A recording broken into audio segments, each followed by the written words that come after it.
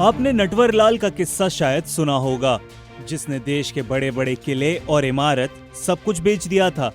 लेकिन आज इससे भी बढ़कर एक ऐसे फ्रॉड के बारे में बताएंगे जिसे सुनकर आप सोच भी नहीं पाएंगे कि वास्तव में ऐसा हो सकता है। फर्जी देश, नकली दूतावास और पीएम मोदी के साथ एडिट की गई तस्वीर। गाजियाबाद में खुला है एक अंतरराष्ट्रीय धोखे का अड्डा। गाजियाबाद में एक ऐसा हैरान कर देने वाला मामला सामने आया है जिसे सुनकर आपके होश उड़ जाएंगे। एक आम सा दिखने वाला आदमी हर्षवर्धन जैन खुद को राजदूत बताता था, लेकिन किसी असली देश का नहीं, बल्कि वेस्ट आर्कटिका और लादोनिया जैसे फर्जी देशों का।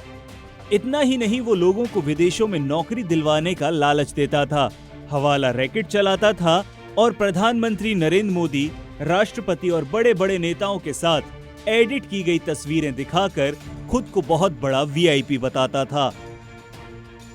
दूतावास निकला धोखाधड़ी का अड्डा। उत्तर प्रदेश एसटीएफ ने कविनगर इलाके में एक किराए के मकान पर छापा मारा, जो दिखने में तो साधारण था, लेकिन अंदर चल रहा था एक नकली विदेशी दूतावास। फर्जी राजनयिक नंबर प्लेट, झंडे वाली गाड़ियां, दूतावास का बोर्ड, सब कुछ नकली, लेकिन इतना असली दिखता था कि लोग धोखा खा जाते थे। फर्जी देशों का नकली राजदूत। हर्षवर्धन खुद को वेस्ट आर्कटिका, पोलविया, लोदोनिया और सवोर्गा जैसे माइक्रोनेशंस का राजदूत बताता था। ये ऐसे नाम हैं जिनका ना कोई अंतर्राष्ट्रीय अस्तित्व है, ना ही कोई वैध सरकार।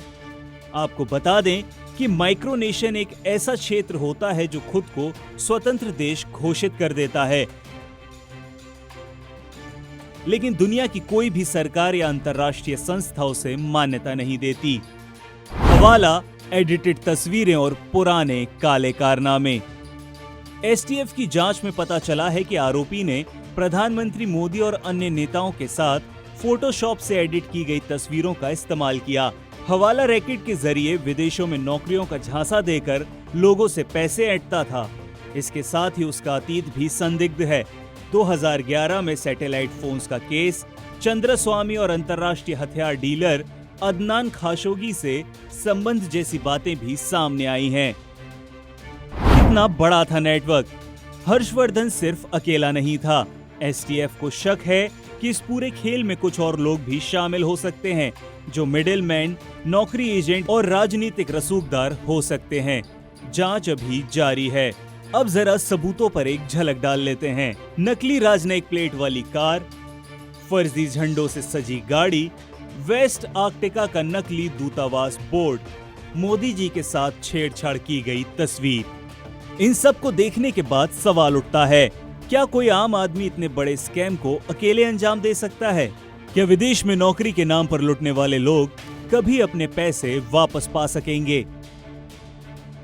क्या यह भारत में माइक्रोनेशन स्कैम का पहला मामला है या अभी और सामने आना बाकी है?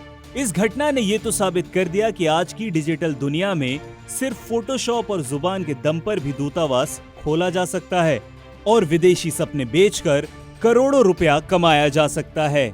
एसटीएफ की तेजी से की गई एक कार्रवाई ने बड़े फर्जीवाड़े को तो उजागर कर दिया है, लेकिन असली जाल में फंसे लोगों को न्याय कब मिलेगा, ये अब भी एक सवाल है। इस अविश्वसनीय फर्जीवाड़े पर आपका क्या सोचना है, और क्या आप भी कभी किसी फर्जी इंटरनेशनल ऑफर के झांसे में आए हैं? हमें इस बारे में कमेंट करके जरूर बताएं।